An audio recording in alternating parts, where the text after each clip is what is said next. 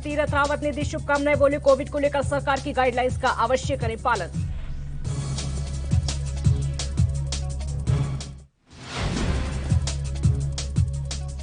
हरिद्वार में बैरागी अखाड़ों की बड़ी घोषणा, कुंभ समाप्ति की घोषणा करने वाले अखाड़ों को दी चेतावनी, कहा चैत्र पूर्णिमा स्नान में शामिल हुए लोगों का होगा आंदोलन।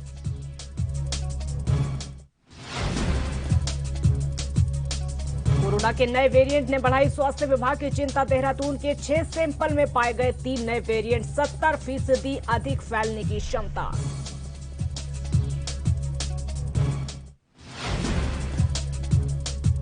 और उत्तराखंड में मौसम ने बदली करवट, मौसम विभाग ने जारी किया ऑरेंज अलर्ट, केदारनाथ और बद्रीनाथ में हुई बर्फबारी।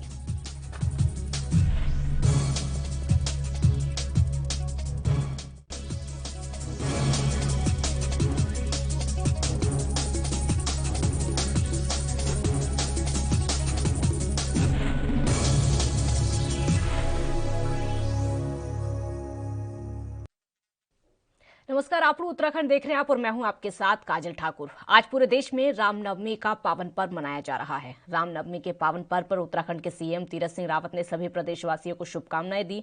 तीरथ सिंह ने प्रदेशवासियों को अपने ट्विटर अकाउंट से रामनवमी की बधाई देते हुए कहा कि हमें श्री राम के जीवन से बहुत कुछ सीखने को मिलता है। और वहीं सीएम तीरथ ने कोविड गाइडलाइंस का पालन करते हुए त्योहार को मनाने की अपील की।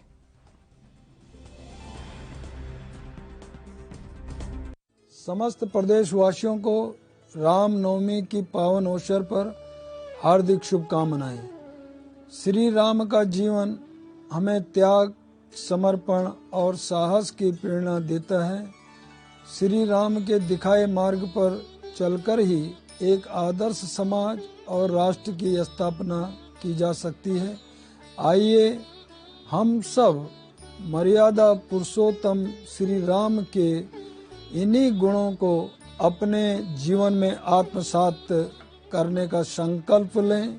सभी प्रदेशवासी श्रद्धा पूर्वक और हर्षोल्लास से रामनवमी मनाएं, लेकिन ध्यान रहे इस दौरान कोविड को लेकर सरकार द्वारा तय गाइडलाइन का कड़ाई से पालन करें। मास्क जरूर पहनें, समय समय पर हाथ धोते रहें और सबसे महत्वपूर्ण 2 गज की दूरी का ध्यान रखें। भगवान श्री राम आप सभी पर अपनी असीम कृपा बनाए रखें। इन्हीं शुभकामनाओं के साथ में एक बार फिर से आप सभी को रामनवमी की बहुत बहुत बधाई। नमस्कार, जय हिंद। हरिद्वार महाकुंभ में कोरोना के बढ़ते संक्रमण के चलते कई अखाड़ों ने कुंभ समाप्ति की घोषणा कर दी है, जिसके बाद से अखाड़ों के बीच में गतिरोध पैदा हो गया है। और वहीं बैरागी अखाड़े ने कुंभ को नियत तिथि तक चलाने पर अडिग है। ऐसे में बैरागी अखाड़े ने एक और घोषणा की है कि कुंभ समाप्ति की घोषणा करने वाले, कुंभ का विसर्जन करने वाले अखाड़ों को वो चैत्र पूर्णिमा के स्नान में अपने साथ शामिल नहीं होने देंगे। उनका कहना है कि ये स्नान केवल 7 अखाड़े ही करेंगे। और उसके साथ ही उन्होंने चेतावनी दी है कि अगर कुंभ समाप्ति की घोषणा करने वाले अखाड़ों ने चैत्र पूर्णिमा स्नान की कोशिश की तो आंदोलन किया जाएगा। इसको लेकर उन्होंने कुंभ मेला आईजी संजय गुंजियाल को बैरागी कैंप क्षेत्र में बुलाकर इससे अवगत करा दिया है। साथ ही उनसे इसके मुताबिक ही चैत्र पूर्णिमा स्नान की व्यवस्था बनाने की मांग की है। बैरागी कैंप क्षेत्र में बुधवार को बैरागी अखाड़ियों की ओर से पत्रकार वार्ता की गई और इस दौरान निर्मोही अड़ी के अध्यक्ष श्री महंत राजेंद्र दास और निर्वाड़ी अड़ी के सचिव श्री महंत गौरी शंकर दास ने कहा कि जूना अग्नि, आह्वान निरंजनी, आनंद और अटल अखाड़े ने अपने अपने कुंभ समाप्ति की घोषणा की है, साथ ही कुंभ का विसर्जन कर दिया है। तो अब उनका चैत्र पूर्णिमा के स्नान से क्या लेना देना। तो बैरागी अखाड़ों ने ऐलान कर दिया है, कुंभ समाप्ति की घोषणा करने वाले अखाड़ों के लिए बड़ी चेतावनी दी है, क्योंकि बैरागी अखाड़ा चाहता है कि पूरे 1 महीने तक ये कुंभ का मेला चले। लेकिन कुछ अखाड़े ऐसे हैं जो कि लगातार इसका विरोध कर रहे हैं। कोविड-19 की गाइडलाइंस का पालन तो वहां पर किया जा रहा है, लेकिन जिस रफ्तार से कोरोना लगातार फैलता जा रहा है, कुछ अखाड़ों का कहना है कि कुंभ को उसके तय समय से, उसकी तय तिथि से पहले ही समाप्त कर दिया जाए। लेकिन कुछ अखाड़े जैसे कि बैरागी अखाड़ा एक उसमें शामिल है, जो कि चाहता है कि कुंभ अपनी तय तिथि तक चले और जिसके चलते बैरागी अखाड़े ने अन्य अखाड़ों को चेतावनी दी है कि जो 7वां स्नान होगा आप लोग उसमें शामिल ना हो, और अगर जो लोग इसका विरोध कर रहे हैं, जो लोग समाप्ति चाहते हैं तिथि से पहले, वो 7वें स्नान में अगर शामिल होते हैं तो फिर उसके बाद आंदोलन होगा। तो आपको बता दें कि उत्तराखंड में लगातार कोरोना का कहर बढ़ता चला जा रहा है। उत्तराखंड में कोविड गाइडलाइंस का पालन सही से लोग नहीं कर रहे हैं, लापरवाही भी लगातार देखने को मिल रही है, जिसकी वजह से लगातार जो आंकड़े हैं वो निकलकर सामने आ रहे हैं। संक्रमितों की संख्या बढ़ती चली जा रही है। कुंभ में कई ऐसे साधु संत हैं जो कि कोरोना पॉजिटिव हुए हैं। 60 से ज्यादा ये आंकड़ा हो चुका है साधु संतों के कोरोना पॉजिटिव होने का। और इसी कुंभ के बीच में एक महामंडलेश्वर की मौत भी हुई थी, वो भी कोरोना पॉजिटिव थे, जिसके चलते उनकी मौत हो गई थी। हालांकि फिर भी इन अखाड़ों को समझ में नहीं आ रहा है। तो हरिद्वार में महाकुंभ का आयोजन हो रहा है। हालांकि कोरोना संक्रमण लगातार बढ़ता चला जा रहा है और बढ़ने के कारण कुछ अखाड़ों ने अपने कुंभ समापन की घोषणा भी कर दी है। और वहीं आज रामनवमी का स्नान है, जिसको लेकर प्रशासन पूरी तरीके से तैयार है। आपको बता दें कि रामनवमी के अवसर पर गंगा स्नान के लिए देश के कोने कोने से श्रद्धालु हरिद्वार पहुंचते हैं। कोरोना के बढ़ते संक्रमण के चलते जहां एक तरफ दिल्ली सरकार ने लॉकडाउन लगा दिया है, उसका सीधा असर हरिद्वार में भी देखने को मिल रहा है। हर की पौड़ी के अलावा सभी घाटों पर सन्नाटा पसरा हुआ है। हालांकि हरिद्वार कुंभ में श्री राम नवमी के स्नान के लिए मेला प्रशासन पूरी तरीके से तैयार है। उसने तैयारियां पूरी कर ली और इसके लिए सुपर जोन और सेक्टर ऑफिसर तैनात कर दिए गए हैं।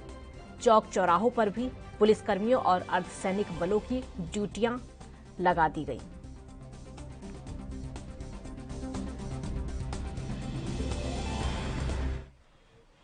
उत्तराखंड में मौसम ने अचानक करवट बदल दी और मौसम के बदलाव के साथ ही प्रदेशवासियों को गर्मी से राहत मिली है।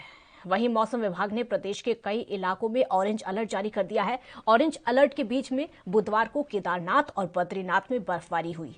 साथ ही राज्य के अधिकतर इलाकों में मौसम खराब बना हुआ है। देहरादून में मौसम साफ है लेकिन तेज हवाएं चल रही हैं। वहीं कुछ जगहों पर ओलावृष्टि की भी संभावना जताई जा रही है। आपको ये भी बता दें कि मौसम विभाग से मिली जानकारी के मुताबिक उत्तरकाशी, चमोली और पिथौरागढ़ जिलों में कुछ जगह भारी बारिश हो सकती है। वहीं ज्यादा ऊंचाई वाले क्षेत्रों में बर्फ भी गिर सकती है।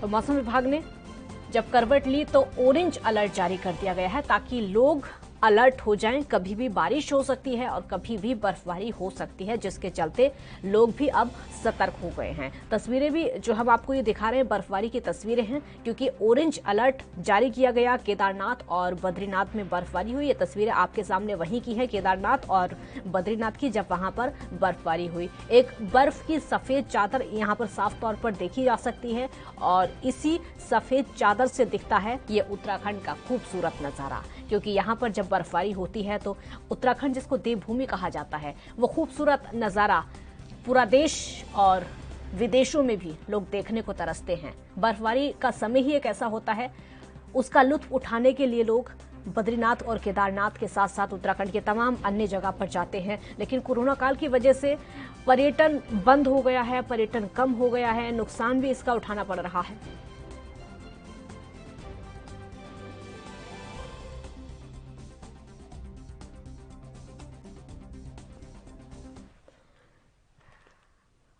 और इसी बीच में उत्तराखंड के CM Tirath Singh Rawat Covid care centre का निरीक्षण ये कर रहे हैं। देखिए तस्वीरें आपके सामने, कोविड केयर सेंटर का निरीक्षण करने के लिए सीएम तीरथ सिंह रावत पहुंचे हैं। पूरे में हैंगर लगा देंगे, कवर कर देंगे ये डबल हैंगर लगा देंगे, तो इससे फिर हमारे बढ़ जाएंगे सर। फिर उसके बाद इस वाले एरिया में भी सर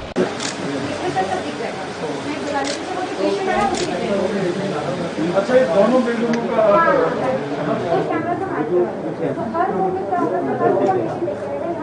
हम कैमरा हर जगह इस पे लगवा रहे हैं।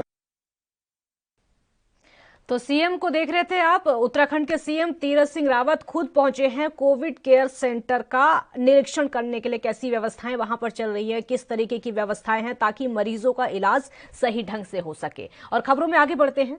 उत्तराखंड में कोरोना के बढ़ते मामलों के चलते सरकार ने सख्ती बढ़ा दी है, जिसके चलते एक बार फिर से दूसरे राज्यों से आने वाले प्रवासियों को प्रदेश में प्रवेश के लिए पंजीकरण करवाना अनिवार्य हो गया है। और इसके लिए पोर्टल को फिर से एक्टिव किया जाएगा। साथ ही वापस लौटे प्रवासियों को अनिवार्य रूप से होम क्वारंटाइन किया जाएगा और इसके अलावा हर जिले में बाहर से आने वाले लोगों की जांच की जाएगी और बाहर से आने वाले लोगों को कोविड नेगेटिव रिपोर्ट दिखाने पर ही प्रवेश दिया जाएगा। मुख्यमंत्री तीरथ सिंह रावत ने जिलाधिकारियों के साथ वीडियो कॉन्फ्रेंसिंग से हुई बैठक में यह आदेश दिया है। साथ ही उन्होंने कहा कि कोविड गाइडलाइंस का सख्ती से पालन किया जाए और हर जिले में कोविड केयर सेंटरों को मजबूत किया जाए।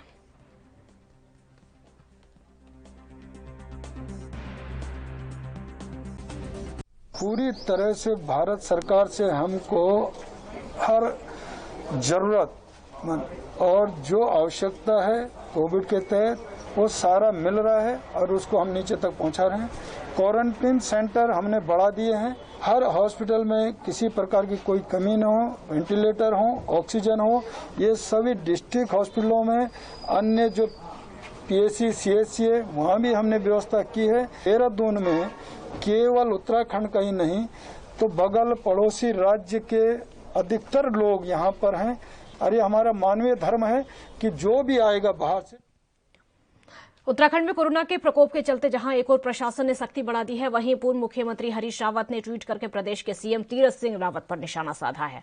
पूर्व सीएम हरीश रावत ने ट्वीट करके लिखा है कि आरटीपीसीआर टेस्ट की सुविधाएं देहरादून में 1 से 2 लैब तक सीमित होने के कारण लोगों में जबरदस्त नाराजगी है और घबराहट भी है।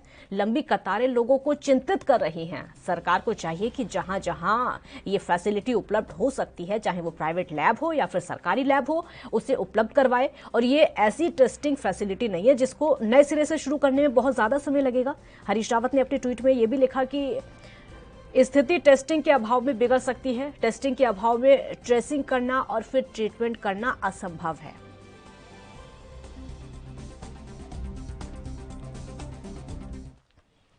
लाल कुआं शहर की यातायात व्यवस्था बेहतर करने और बढ़ती सड़क दुर्घटनाओं की रोकथाम के लिए यातायात अपर पुलिस अधीक्षक ने नेशनल हाईवे के 8 संबंधित स्थानों का निरीक्षण करके पुलिस जवानों को आवश्यक दिशा निर्देश दिए हैं। यहां पर यातायात पर अपर पुलिस अधीक्षक देवेंद्र पिचा, कोतवाल संजय गुज्जाल ने हल्द्वानी से लाल कुआं तक नेशनल हाईवे 109 पर संभावित दुर्घटना स्थानों का निरीक्षण किया।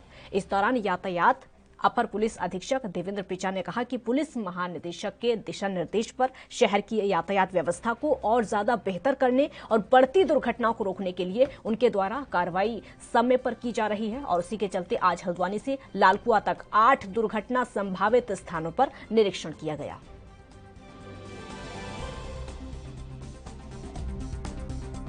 कि मैं एक चीज़ आपको बताना चाहूँगा कि जो एक्सीडेंट रोकना वो पुलिस की टॉप प्रायोरिटी में एक है। ये हमारे डीजीपी साहब का भी एक मोटो है कि एक एक्सीडेंट हो कम से कम हो, ये मानवता के नाते भी जरूरी है। इसी को ध्यान में रखते हुए जो एक्सीडेंट प्रोन पॉइंट्स है जनपद के, उसको आज जितने हो सकता है मेरे द्वारा विजिट किया जा रहा है तथा उसमें ये देखा जा रहा है कि क्या कमियाँ हैं और उनको वो कैसे दूर किया जा सकता है ताकि एक्सीडेंट पे रोकथाम हो, एक्सीडेंट इससे और भी देखिए, पहला तो होता है कि जो लिंक रोड है, जो हाईवे में स्पीड ब्रेकर लगते हैं, साइनेजेस लगते हैं, इसके अलावा मिरर होते हैं, कैंटर मिरर्स होते हैं वो लगते हैं।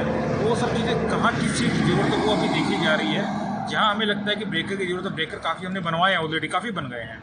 अगर कहीं और बनवाएं तो वो बनवाएंगे, नहीं तो जहाँ मिरर्स लगेंगे या जहाँ साइनेजेस लगने हैं या कुछ भी लगते हैं, कैंट साइन लगते हैं, जो चीज़ें लगनी है जो हम देख रहे हैं उस हिसाब से आगे हम प्रपोज करेंगे। ये देखिए पहली जो जिम्मेदारी है वो अगर हम देखा जाए तो NHPA या PWD की जो रोड बना रहे हैं, साथ ही जो कार्यदायी संस्था उनकी भी रहती है। हम उनसे लगातार टच में रहते हैं। जो एक डिस्ट्रिक्ट लेवल में डिस्ट्रिक्ट मजिस्ट्रेट साहब के नेतृत्व में एक सड़क सुरक्षा समिति है, उसकी हर महीने बैठक होती है जिसमें इन सब मुद्दों को उठाया जाता है, उनको नॉलेज में डाला जाता है। लेकिन चूंकि ये सभी की जिम्मेदारी है, सबको करना चाहिए, इसको कहानी है।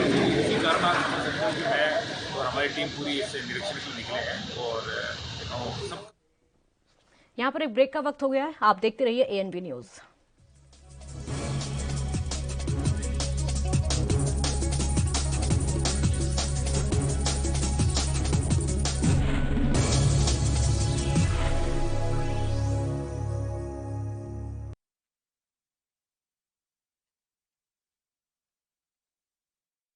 क्या आप दुबले पतले कमजोर हैं? आपकी सेहत नहीं बनती, भूख कम लगती है, वजन नहीं बढ़ता। दरअसल मेन बात खाना पीना खाना नहीं है, मेन बात है खाया पिया लगना। और अगर खाया पिया लगेगा ही नहीं तो सेहत बनेगी कैसे? इसलिए हमारी संस्था सन्यासी आयुर्वेदा ने एक ऐसी दवा बनाई है जो कि आपके पाचन तंत्र को, आपके लीवर सिस्टम को ठीक करने का काम करती है, ताकि आप जो भी खाएं उसका पूरे का पूरा निचोड़ आपके शरीर को लगे, आपकी भूख बढ़े, खाया पिया सही से लगे, नया खून बने, हड्डियों में जान आए, वजन बढ़े, ताकत बढ़े, चेहरे पर नूर आए और आप मोटे तगड़े खूबसूरत पर्सनैलिटी के मालिक बन जाएं। यह दवा पूरी तरह से आयुर्वेदिक होती है। इसका शरीर पर कोई भी साइड इफेक्ट, कोई भी नुकसान या दुष्प्रभाव नहीं होता। लड़के लड़कियां दोनों इसका इस्तेमाल कर सकते हैं और पहले 15 दिन के अंदर ही आपको इसका असर महसूस हो जाएगा।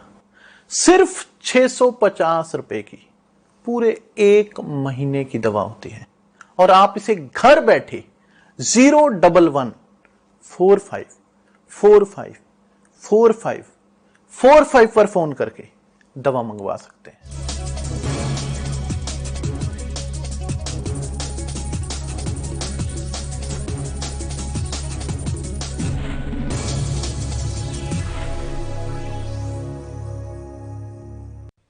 ब्रेक के बाद एक बार फिर स्वागत है आपका। तो उत्तराखंड के औद्योगिक विकास मंत्री गणेश जोशी ने प्रेस वार्ता करके कहा कि देहरादून में 1000 बेड का अस्पताल बनाने पर मंथन चल रहा है और इस अस्पताल को निजी संस्थान के सहयोग से कोविड अस्पताल के तौर पर संचालित किया जाएगा। वहीं प्रेस वार्ता करते हुए गणेश जोशी ने कहा कि राज्य में ऑक्सीजन में कोई कमी नहीं है, ऐसी किसी अफवाह पर ध्यान न दे।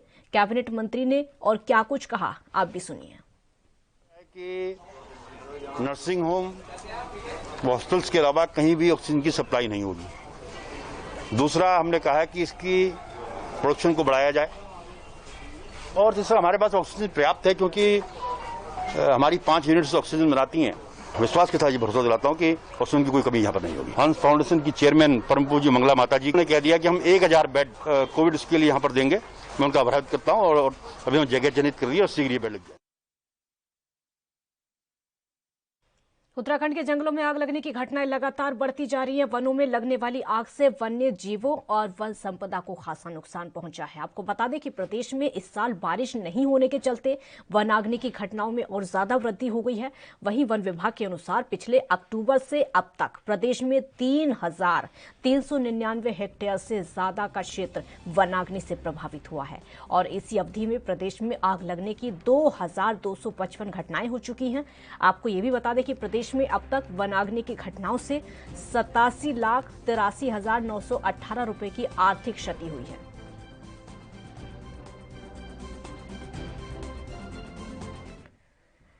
उत्तराखंड में कोरोना के बढ़ते मामलों ने पहले ही प्रदेश में चिंता बढ़ाई हुई है और वहीं कोविड-19 के आए 3 नए वेरिएंट ने एक बार फिर से विशेषज्ञों की चिंता बढ़ाकर रख दी है। 3 नए वेरिएंट वैक्सीन लगे लोगों को भी प्रभावित कर रहे हैं। उधर दून से लिए गए 6 सैंपल में कोरोना के 3 नए वेरिएंट मिलने से स्वास्थ्य कर्मियों और लोगों की चिंता बढ़ गई है। दून मेडिकल कॉलेज की viral research and diagnostic lab से राष्ट्रीय रोग नियंत्रण केंद्र को भेजे गए 6 सैंपल में 3 अलग अलग वेरिएंट की पुष्टि हुई है। VRDL को इन्वेस्टिगेटर डॉक्टर दीपक जयाल ने बताया कि जीनोम सिंकेसिंग के लिए भेजे गए 6 सैंपल में कोरोना के नए वेरिएंट की पुष्टि हुई है। साथ ही उन्होंने बताया कि कोरोना का नया वेरिएंट पुराने वेरिएंट की तुलना में 70% ज्यादा फैलने की क्षमता रखता है और ये कोरोना का टीका लगा चुके लोगों को भी प्रभावित कर रहा है। रुड़की में बढ़ते कोरोना के मामलों को देखते हुए गंगा नहर किनारे स्थित सिंचाई विभाग की कॉलोनी में एक भवन में आइसोलेशन सेंटर बनाया गया है, जिसमें 150 बेड की सुविधा देने की तैयारी कर दी गई है। तो वहीं आज शहर विधायक प्रदीप बत्रा ने इस आइसोलेशन सेंटर की तैयारियों को लेकर निरीक्षण किया और आपको बता दें कि रुड़की क्षेत्र के लगातार कोरोना के मामले बढ़ते चले जा रहे हैं और बढ़ते मरीजों को देखते हुए सिविल अस्पताल में भी कोरोना के कहर को देखते हुए सरकार की मदद से शहर विधायक प्रदीप बत्रा ने सिंचाई विभाग के एक भवन का अधिग्रहण किया है और जिसमें कोरोना के मरीजों के लिए आइसोलेशन सेंटर बनाया गया।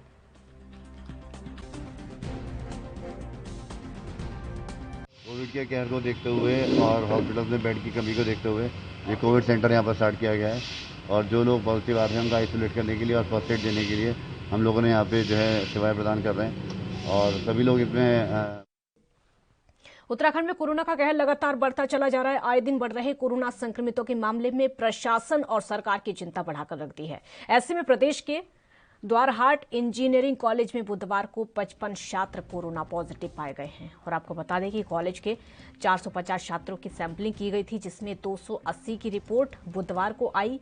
इनमें 55 छात्र पॉजिटिव पाए गए। पॉजिटिव छात्रों में 17 इसी कैंपस में हैं और बाकी 38 छात्र घर पर चले गए हैं। इनके अलावा भी द्वारहाट में 9 और चौखुटिया में 7 लोग पॉजिटिव पाए गए हैं।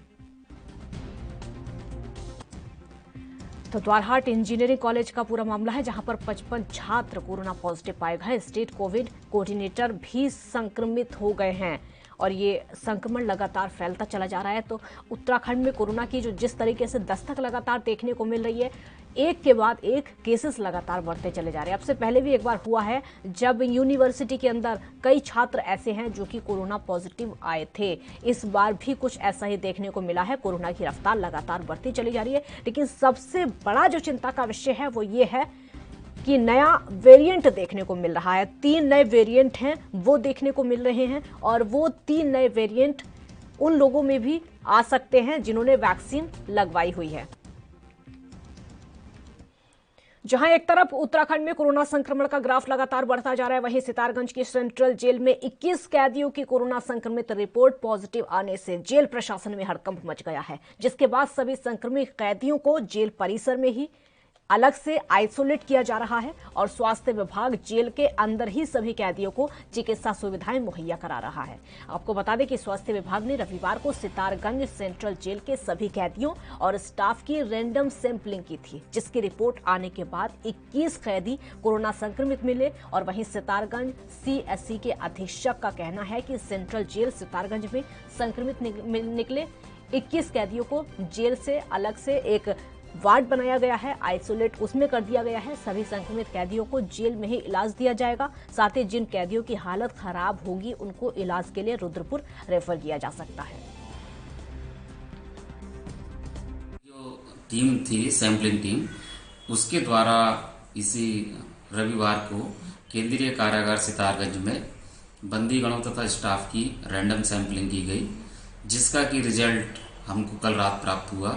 उसमें 21 बंदीगण कोरोना संक्रमित पाए गए हैं, जिनको कि हमारी टीम के द्वारा एक अलग बैरक में रखा जाएगा और जो गैर संक्रमित हैं उनको दूसरी बैरक में रखा जाएगा।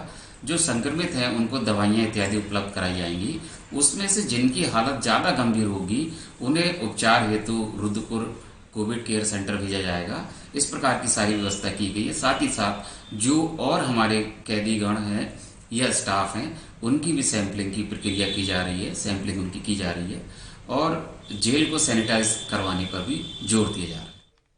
उत्तराखंड में कोरोना के बढ़ते मामलों को लेकर सरकार पूरी तरीके से अलर्ट है। अगर बात बागेश्वर की करें तो यहां पर संक्रमितों के अच्छे इलाज के लिए बागेश्वर के जिला अस्पताल में कोरोना मरीजों के लिए 26 बेड लगाए गए हैं। फिलहाल 12 मरीजों का इलाज चल रहा है और वहीं मरीजों के स्वास्थ्य परीक्षण और निगरानी के लिए 3 डॉक्टर समेत 17 लोगों का स्टाफ तैनात किया गया है।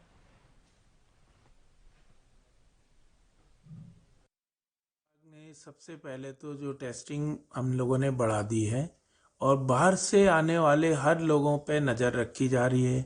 कुंभ से आने वालों के लिए स्पेशल नज़र रखी जा रही है। उनको उनकी टेस्टिंग भी हो रही है और उनको प्रॉपर गाइडलाइन के हिसाब से आइसोलेशन घर में रहने की सलाह भी दी जा रही है। दूसरा पार्ट जो है, हमने जो है टेस्टिंग के अलावा मेन हमारी प्रॉब्लम यह है कि यहाँ पे हमारा DCSC जो ट्रॉमा सेंटर में हॉस्पिटल है, उसमें हमारे पास 26 बेड हैं। अगर केसेस हमारे पास बढ़ते हैं उस कंडीशन में हमने जो कोविड केयर सेंटर 50 बेड का बनाया है, हमारी प्लानिंग चल रही है कि उसको हम जो है DCSC में कन्वर्ट कर देंगे। जो हमारे पास सीरियस या मॉडरेट केसेस आएंगे तो हम वहाँ पर बेड करेंगे। उसमें करीब करीब हमने हर बेड पे ऑक्सीजन की सिलेंडर की तैयारी कर दी है और भी जो भी DCSC से रिलेटेड जो सामान। केंद्र सरकार ने हाल ही में 1 मई से कोविड 18 साल से ज्यादा उम्र के लोगों को वैक्सीनेशन कराने की घोषणा कर दी है और इस चरण में सभी सरकारी टीकाकरण केंद्रों पर पात्र लोगों को पहले की तरह मुफ्त टीके लगाए जाएंगे। आपको ये भी बता दें कि इस चरण में वैक्सीन निर्माता मासिक उत्पादन की 50% आपूर्ति केंद्र सरकार करेगी और बाकी 50% की जो आपूर्ति है राज्य सरकारों और खुले बाजार में कर सकते हैं। तो वैक्सीन निर्माता कंपनी को राज्य सरकारों और खुले बाजार में उपलब्ध होने वाली वैक्सीन की कीमत पारदर्शी रूप से पहले ही घोषित करनी होगी। अन्य श्रेणियों के लिए निर्धारित 50% वैक्सीन में से ही निजी अस्पताल अपने लिए वैक्सीन खरीद सकते हैं। इनमें केंद्र सरकार के लिए निर्धारित 50% की आपूर्ति शामिल नहीं है। और वहीं राज्यसभा सांसद नरेश बंसल ने कहा कि कोरोना की दूसरी लहर का सबसे ज्यादा असर युवाओं पर हो रहा है। सरकार के इस फैसले की सराहना करते हुए सभी लोगों से वैक्सीन लगवाने की अपील की है। बहुत अच्छा फैसला है। मैं सभी युवाओं से अपील करना चाहूंगा, क्योंकि दूसरी लहर में देखने को आया है कि युवा अधिक संक्रमित हुए हैं, क्योंकि युवाओं को लगता है कि उनकी तो इम्यूनिटी बहुत है और उनको कोई दिक्कत।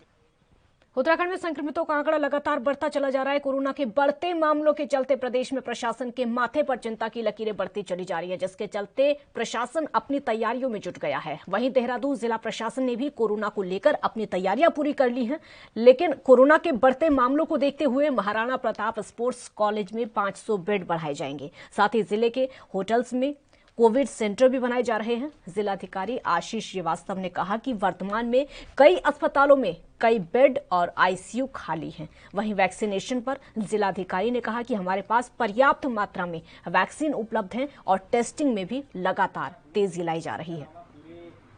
उत्तराखंड के और जो देहरादून के आसपास उत्तर प्रदेश, हिमाचल प्रदेश और हरियाणा के कुछ जिले हैं, वहाँ से लोग अपना हेल्थ केयर के लिए यहाँ आते हैं, क्योंकि सबसे बड़ा health care tertiary health care centre जो है वो देहरादून ही है। तो इस वजह से अभी यहाँ पर थोड़ा प्रेशर तो ज़रूर है, लेकिन अभी कोई ऐसी चिंताजनक स्थिति नहीं है। अभी भी हमारे हॉस्पिटल्स हैं जहाँ पर आईसीयू और ऑक्सीजन बेड्स जो है वो खाली हैं। इसके अलावा अभी जो है हम इस समय 500 बेड के आसपास लगभग हम महाराणा प्रताप स्टेडियम, जहाँ पर हमारा कोविड केयर सेंटर है, वहाँ बढ़ा रहे हैं। और इसके अलावा बहुत सारे जगहों पर जो पेड कोविड केयर सेंटर्स हैं वो भी बनाए जा रहे हैं होटलों के अंदर। तो अभी जो है ये व्यवस्था। आप उत्तराखंड में इतना ही। आप देखते रहिए एएनबी न्यूज। नमस्कार।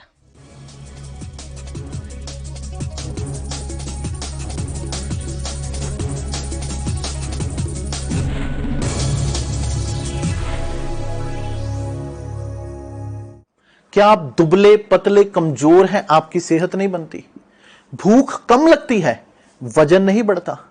दरअसल मेन बात खाना पीना खाना नहीं है, मेन बात है खाया पिया लगना। और अगर खाया पिया लगेगा ही नहीं तो सेहत बनेगी कैसे? इसलिए हमारी संस्था सन्यासी आयुर्वेदा ने एक ऐसी दवा बनाई है जो कि आपके पाचन तंत्र को, आपके लीवर सिस्टम को ठीक करने का काम करती है, ताकि आप जो भी खाएं उसका पूरे का पूरा निचोड़ आपके शरीर को लगे। आपकी भूख